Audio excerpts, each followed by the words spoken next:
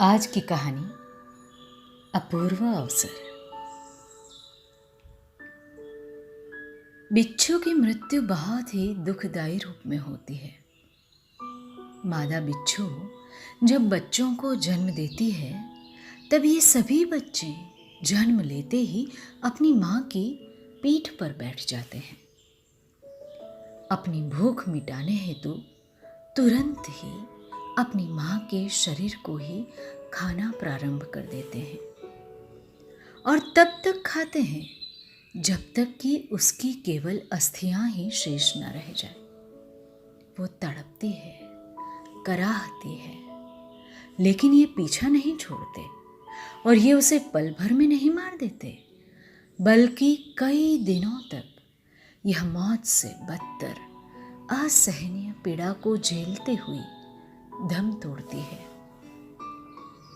मादा बिच्छू की मौत होने के पश्चात ही ये सभी उसकी पीठ से नीचे उतरते हैं। लख 84 के कुचक्र में ऐसी असंख्य योनियां हैं जिनकी स्थितियां अज्ञात है। कदाचित इसीलिए भवसागर को अगम और अपार कहा गया है।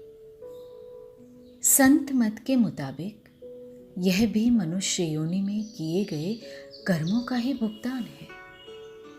अर्थात इंसान इस मनुष्य जीवन में जो कर्म करेगा, नाना प्रकार की असंख्य योनियों में इन कर्मों के आधार से ही उसे दुख सुख मिलते रहेंगे, यह तय है।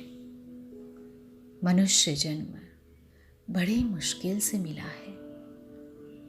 ये जो गलियों में आवारा जानवर घूम रहे हैं ना, इन्हें भी कभी मनुष्य जन्म मिला था।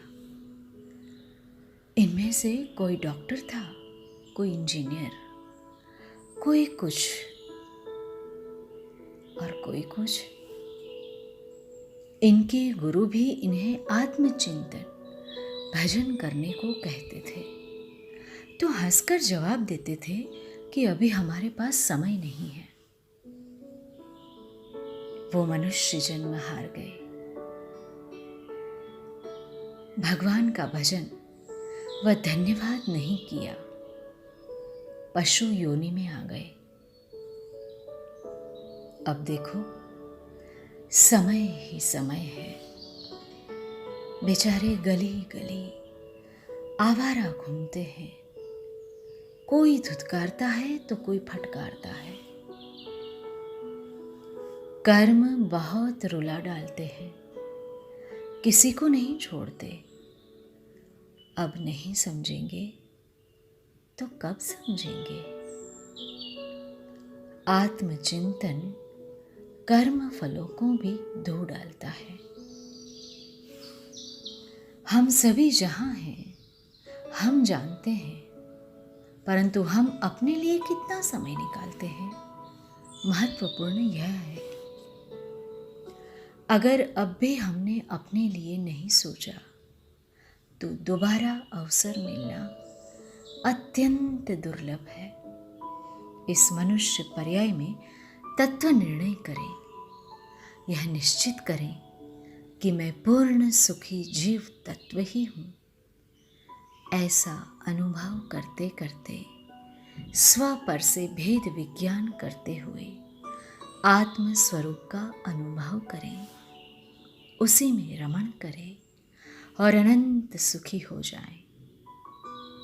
सच्चे देवशास्त्र गुरु के बताए ऐसे मंत्र ही हम अपने जीवन में प्रकट करें और हम भी उन जैसे सुखी हों। जय जिनेंद्र, जिन शासन प्रभावना, जबलपुर।